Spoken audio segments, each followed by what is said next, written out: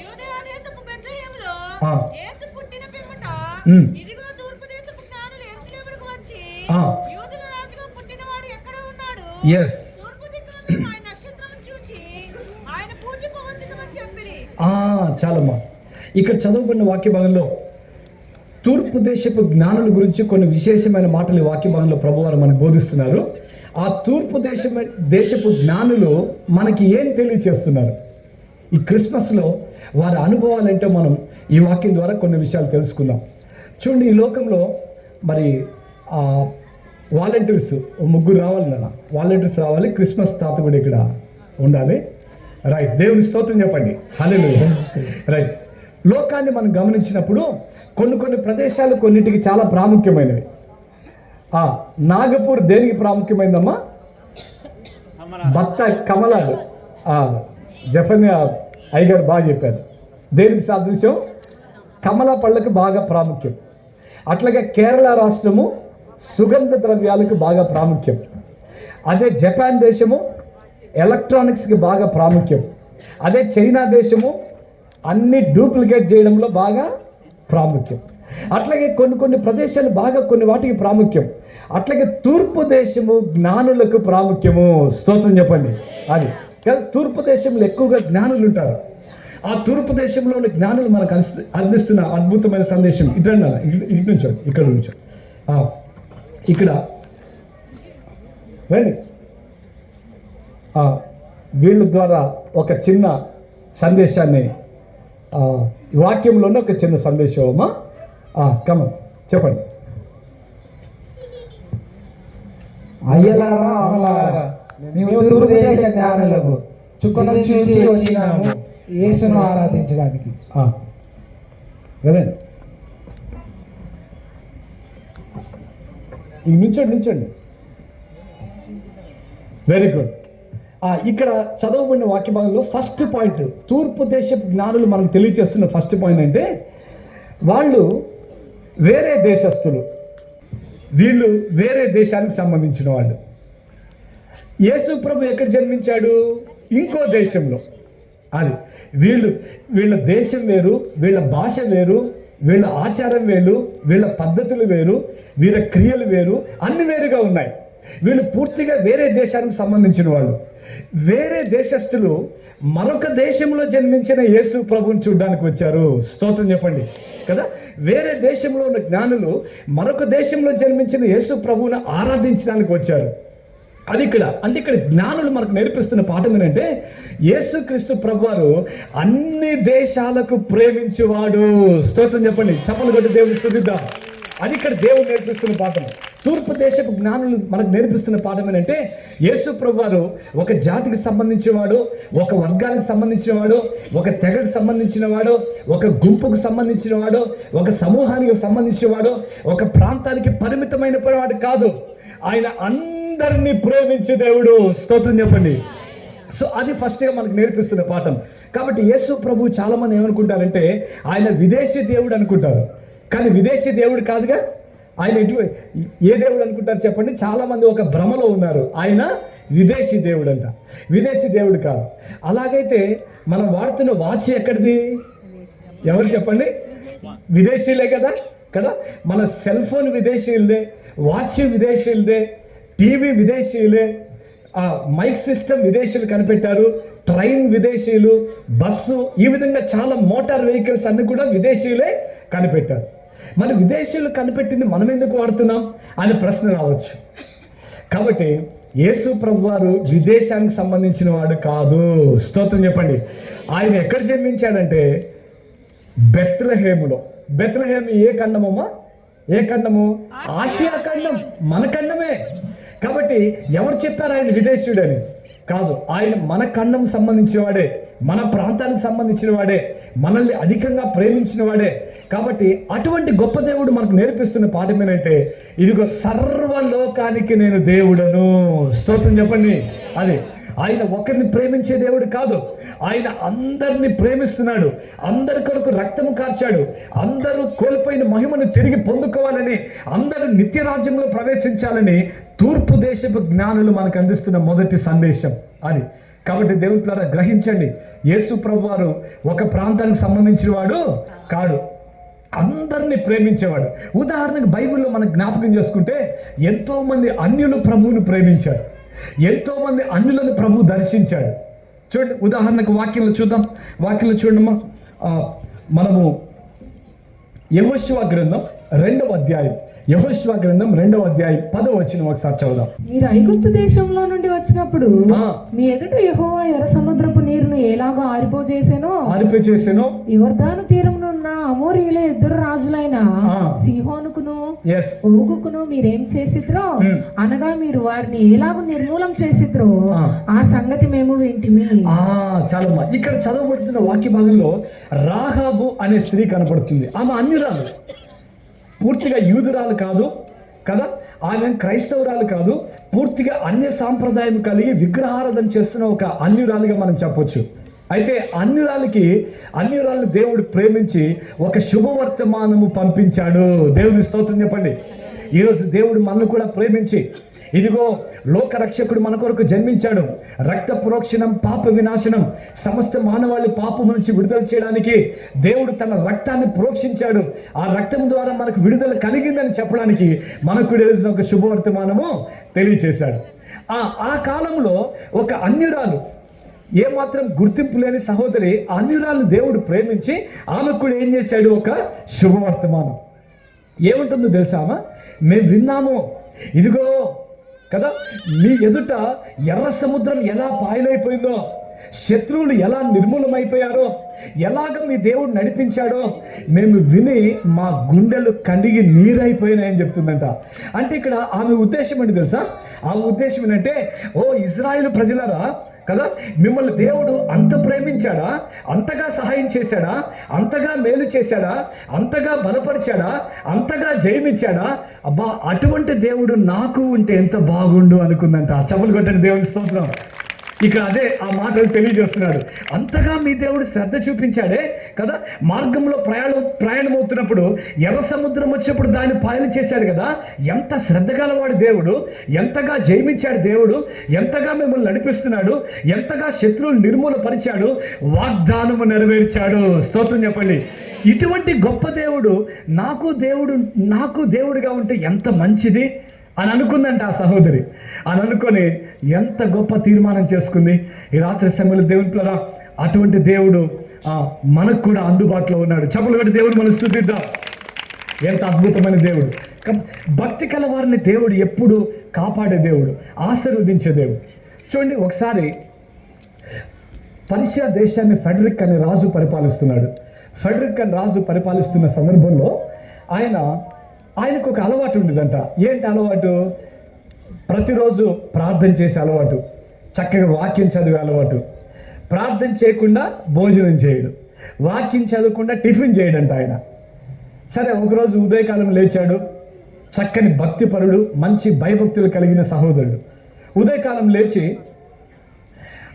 పరిచారకులు చెప్పారు, రాజా మీకోసం ఈరోజు మంచి స్పెషల్ టిఫిన్ ఏర్పాటు చేశాము, మంచి పాయసాన్ని ఏర్పాటు చేశాము అని చెప్పారు. సరే, ఆయన వడివడిగా డైనింగ్ హాల్లోకి వెళ్ళిపోయాడు. డైనింగ్ హాల్లో వెళ్ళిపోయి టిఫిన్ ఎదురు కూర్చున్నాడంట. ఆయన కూర్చున్న తర్వాత టిఫిన్ తినబోతుండగా ఒక ఆలోచన వచ్చింది ఆయనకి. ఏంటి ఆలోచన? అరే రే, ఈరోజు నేను వాక్యం చదవలేదు, ఈరోజు నేను ప్రార్థన చేయలేదు కదా అని చెప్పేసి వెంటనే అది అక్కడ పడేశాడు. ఆ టిఫిన్ అక్కడ వదిలేసి తన గదిలోకి వెళ్ళిపోయి మోకరించి, ప్రభువా రాత్రి కాలమంతా నన్ను కాపాడావు, మరొక నూతన దినం నా జీవితంలో అనుగ్రహించావు, నా ఆయుష్ను మీరు పెంచారు అని చెప్పేసి ప్రార్థన చేసి చక్కని వాక్యం చెప్పి దేవుని స్తుతులు చెల్లించి తిరిగి వచ్చాడు. తిరిగి వచ్చి చూస్తే ఆ టిఫిన్ మీద సాలెపురుగు తిరుగుతుందంట. ఏం తిరుగుతుంది చెప్పండి? చాలా అసహ్యం అనిపించింది ఆయనకు, కలవరం పుట్టిందంట. ఏంటబ్బా, స్పెషల్గా చేసిన టిఫిన్ మీద ఈ సాలెపూరి తిరుగుతుంది ఏంటి అని చెప్పేసి చాలా అసహ్యం కలిగి వెంటనే ఏం చేశారంటే పరిచాకులను పిలిచారు. అరే, ఈ టిఫిన్ తీసుకెళ్ళి ఇంకోటి తీసురా, బయట పడేసే అని చెప్పాడంట. వెంటనే అది వంటగదిలోకి తీసుకెళ్తే ఆ వంట చేసిన వాడు గడగడగడ వణికిపోతున్నాడంట. అంటే రాజుగారికి తెలిసిపోయిందా అని. ఏం తెలిసిందంటే ఆ పాయసంలో విషం కలిపారంట రాజును చంపడానికి. శత్రుదేశపు రాజు ఏం చేశాడు చెప్పండి? ఈ రాజును చంపడానికి ఏం కలిపాడు? విషం కలిపాడు. అయితే దేవుడు ఎలా కాపాడాడు చూసారా?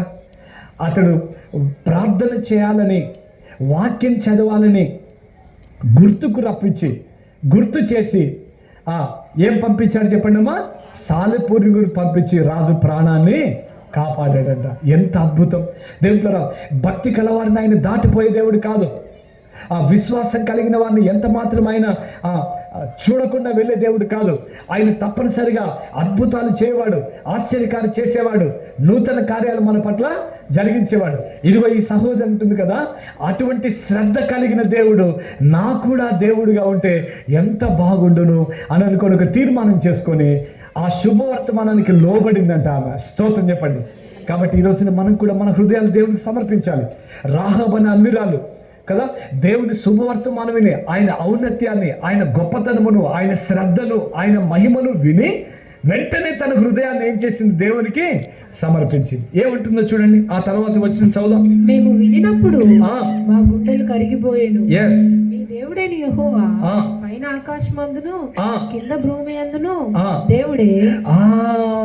ఏమంటుందమ్మా? పైన ఆకాశమందు ఒక అన్యురాలు అలా పలకడం ఏంటి? చాలా ఆశ్చర్యం కదా. ఆమె అంటుంది కదా, ఆయనే నిజమైన దేవుడు. స్తోత్రం చెప్పండి కదా. కన్ను నుండి చూడలేనివి, ముక్కు నుండి వాసన చూడలేవి కదా, చెవులుండి వినలేనివి ఇవి కాదు దేవుళ్ళు కదా.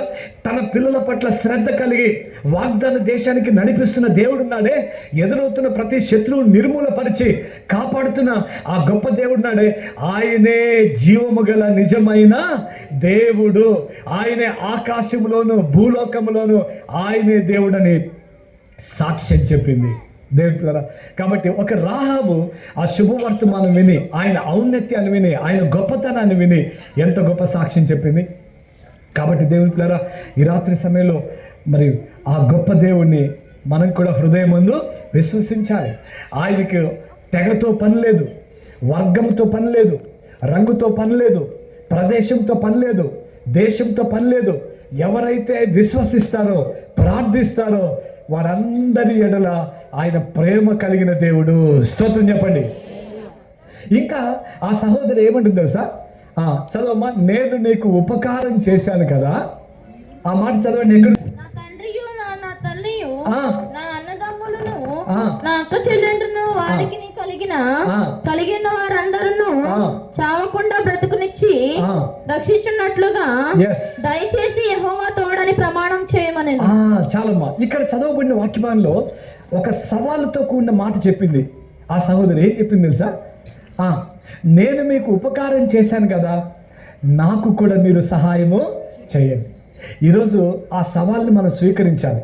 దేవుని పిల్లరా, ప్రభువా నేను నీకు సహాయం చేశాను కదా, నీ పరిచయం చేశాను కదా, నీకు ఉపకారం చేశాను కదా, తప్పనిసరిగా దేవుడు మీకు శుభకరమైన అనుభవాలు ఇస్తాడు. స్తోత్రం చెప్పండి. సవాల్తో కూడిన మరి మనం ప్రశ్నించుకుందామా? ప్రభువా నేను ఏం చేశానయ్యా నీ కోసం కదా, నేను ఏమి ఇచ్చానయ్యా నీ కోసం, నేను నీ కోసం ఏమి చేశానయ్యా అని ఒకసారి మనం ప్రశ్నించుకుందాం. కాబట్టి దేవుని పిల్లరా, ఈ రోజున వంట పని చేస్తున్నవారు దీవించబడతారు, స్టేజి పని చేసేవారు దీవించబడతారు, బ్యానర్స్ పని చేసేవారు దీవించబడ్డారు, లైటింగ్ పని చేసేవారు దీవించబడ్డారు, ఇంకా మందిరం పని చేసేవారు దీవించబడ్డారు. ఎందుకు కారణం ఏంటంటే నేను ఉపకారం చేశాను కాబట్టి దేవుడు కూడా మనకి ఏం చేస్తాడు చెప్పండి? ఉపకారము. స్తోత్రం చెప్పండి. మనం ఏమి చేయకుండా దేవుని ద్వారా నాకు అది కావాలి ఇది కావాలంటే ఎట్లమ్మా కదా? మనం ఏమి చేయకుండా అది ఎలా తెలుసా? బ్యాంకులో డబ్బులు వేయకుండా డబ్బుల కోసం వెళ్ళినట్టు ఉంటుంది.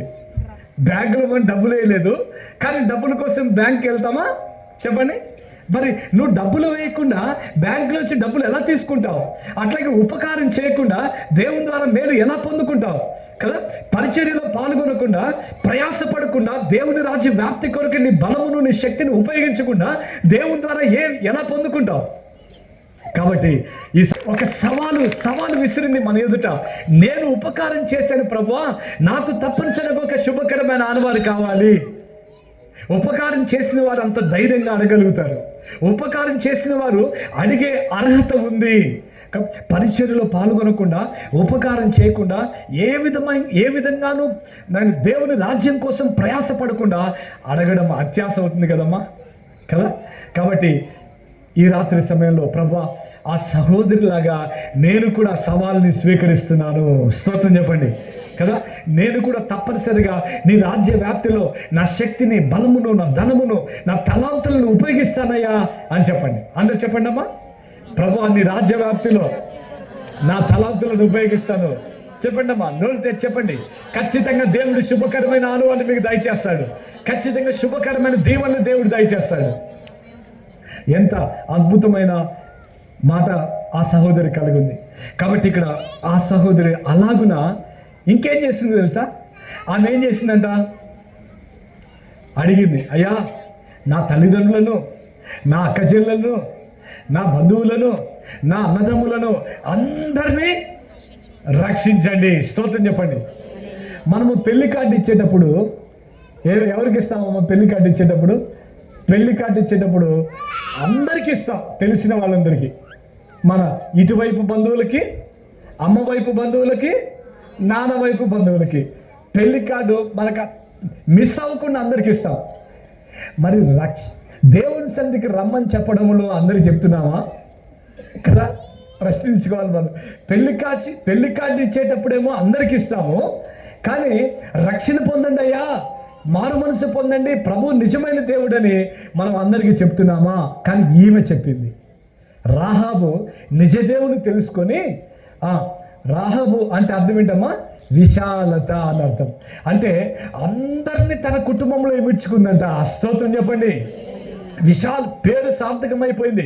అందరినీ కూడా, ప్రభా నేను రక్షించబడ్డాను కాబట్టి నా కుటుంబ సభ్యులందరూ కూడా నాలో ఇమిడ్చబడాలి, నా కుటుంబంలో చేర్చబడాలి, అందరూ కూడా రక్షణ పొందాలని ఆమె కోరుకుందంట. దేవుని స్తోత్రం చెప్పండి. కాబట్టి దేవుని పిల్లరా, మనం కూడా మన అనేక మందిని దేవుని సన్నిధికి మీరందరూ తీసుకొని రావాలి. రాహాబు ఏ విధంగా అయితే అందరి రక్షణ కోసం ప్రాకులాడిందో, మనం కూడా అట్లాగా అందరి రక్షణ కోసము ప్రాకులాడాలి. దేవుని స్తోత్రం చెప్పండి. అది సో ఫస్ట్ పాయింట్ మనం ఏం తెలుసుకున్నామమ్మా? ఫస్ట్ పాయింట్ ఏం తెలుసుకున్నాం? యేసు అందరికీ ప్రభు. సెకండ్ పాయింట్ ఏం తెలుసుకున్నాం?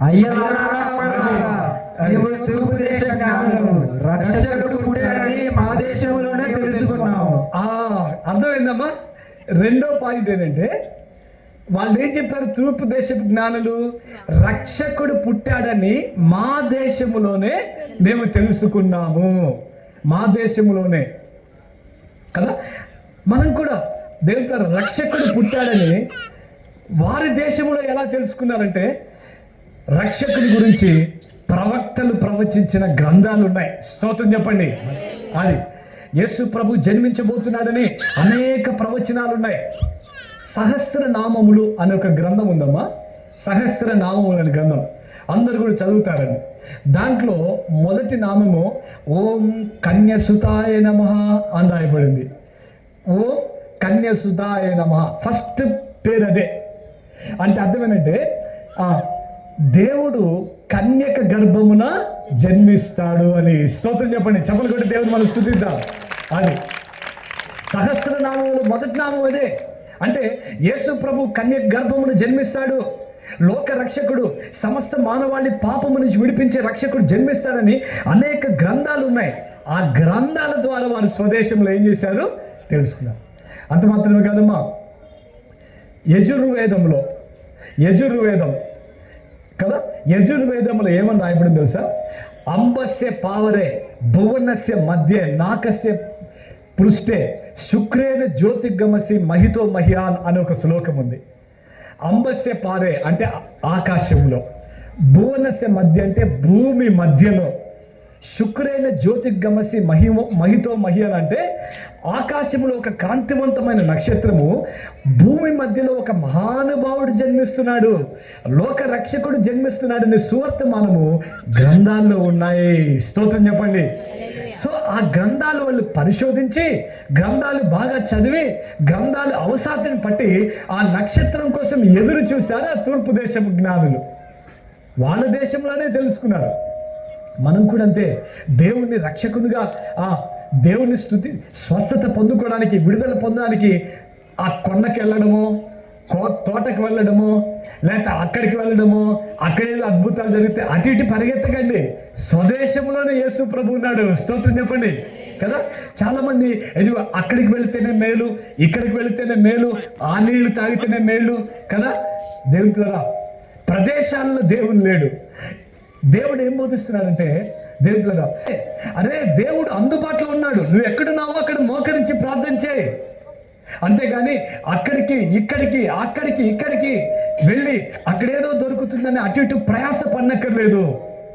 ప్రార్థించారు చూడండి. ఎస్తేరు గ్రంథం ముగిచేస్తాను. 4వ అధ్యాయం 16 వచనం చూడండి. ఎస్తేరు గ్రంథం 4వ అధ్యాయం 16 వచనంలో ఎంత చక్కని మాట ఉంది. శూషణులందు కనబడిన యూదులందరినీ సమాజ మందిరంలో సమకూర్చి నా నిమిత్తం ఉపవాసం ఉండి 3 దినముల అన్నపానములు చేయకుండుడి, నేనును నా పనికత్తెలు కూడా ఉపవాసం ఉందుము. చూడమ్మా, ఇక్కడ చదువుకున్న వాక్య భాగంలో ఇశ్రాయేలు ప్రజలందరి మీదకి ఒక మరణకరమైన సమస్య వచ్చి పడింది. చాలా ఎంతో దుఃఖముక్కులై ఎంతో వేదన పడుతూ తల్లడిల్లిపోతున్న సమస్యలో వాళ్ళు ఉండిపోయారు. అటువంటి సమస్యలప్పుడు ఎస్తేరమ్మ తీర్మానం చేసుకుందంట, ఇదిగో నేను నశిస్తాను, నేను ప్రార్థన చేస్తాను. ఎస్తేరులోని గొప్ప గుణం ఏంటి? ఇదిగో యూదులారా మీరందరూ ఉపవాసం ఉండండి అని చెప్పడం మాత్రమే కాదు, నేను కూడా ఉపవాసం ఉంటాను. స్తోత్రం చెప్పండి. మనం కూడా మిగతా వాళ్ళు ప్రార్థన చేస్తారులే అని అనుకోవద్దు. ఎస్తేరు చూడండి, ఎస్తేరు ఎక్కడికి వెళ్ళింది? బెత్లెహేముకి వెళ్ళిందా? లేకపోతే యెరూషలేము వెళ్ళిందా? లేకపోతే ఆ కొండకి వెళ్ళిందా? ఈ కొండకి వెళ్ళిందా? లేదే షూషను కోటలో ఉంది. అక్కడే మోకరించి అక్కడే కదా ప్రార్థించినప్పుడు దేవుడు ఎంత జవాబిచ్చాడు. కాబట్టి జ్ఞానం నేర్పిస్తున్న పాఠం ఏంటంటే, మీరు ఎక్కడికి వెళ్ళక్కర్లేదు, స్వదేశంలోనే దేవుడు జవాబిస్తాడు, స్వదేశంలోనే ప్రభు ప్రత్యక్షమవుతాడు. ఎక్కడ మోకరిస్తే అక్కడ ప్రభు మనల్ని దీవిస్తాడు. ఎక్కడ అటువంటి బాధలో ఉన్నావా ఈ రాత్రి సమయంలో? ఎస్తేరు లాగా ఒకవేళ నువ్వు కూడా అటువంటి బాధలు ఉంటే భయపడొద్దు. ఎస్తేరు ప్రార్థన చేసి రాజు దగ్గరికి వెళితే రాజుకి ఏం కలిగిందమ్మా? దయ కలిగింది. చప్పలు కొట్టి దేవుని మనం స్తుతిద్దాం. ఎంత అద్భుతమ్మా కదా, ఎంత అద్భుతం. కాబట్టి రాత్రి సమయంలో ఎస్తేరు లాగా బాధలో ఉన్నావా కదా, సమస్యను బట్టి, రుణ భారాన్ని బట్టి, వ్యాధిని బట్టి, అక్కరను బట్టి తల్లడిల్లిపోతున్నావా? భయపడొద్దు. ఎస్తేరును ఆదరించిన దేవుడు, ఎస్తేరుని బలపరిచిన దేవుడు, ఎస్తేరు మీద కృప చూపించిన దేవుడు ఈ రాత్రి సమయంలో మన మీద కూడా అదే కృప చూపిస్తున్నాడు. స్తోత్రం చెప్పండి. ఎంత అద్భుతం. కాబట్టి దేవుడు, మన దేవుడు అద్భుతమైన దేవుడు.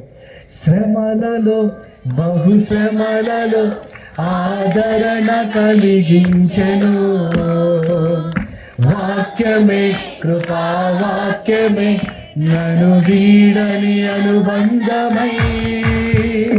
శ్రమలలో, బహుశ్రమలలో ఆదరణ కలిగించెను వాక్యమే, కృపావాక్యమే నన్ను వీడని అనుబంధమై.